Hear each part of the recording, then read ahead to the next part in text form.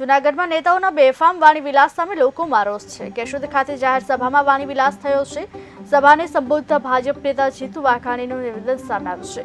ચૂંટણી પ્રચારમાં નેતાઓનો બફાટ જોવા મળી રહ્યો છે। ભારત વિરોધી લોકો બબુચક સરકાર બનાવવા માંગે છે।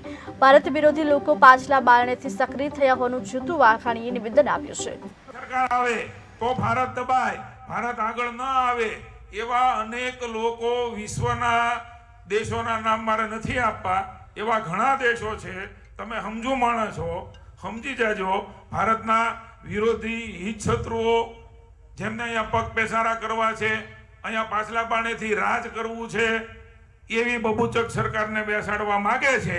મોદીજી જેવી હાવજના ભૂમિમાં છું, હાવજ સરકાર બનાવવા માંગતા નથી, એવા લોકો તે અત્યારે સક્રિય થયા છે। એનાથી જાગૃત થઈને માત્ર ભારતમાં ભારતીય જનતા પાર્ટીના વિચાર વિરોધી લોકો જ નહીં, ભારતના હિત શત્રુઓ જે અન્ય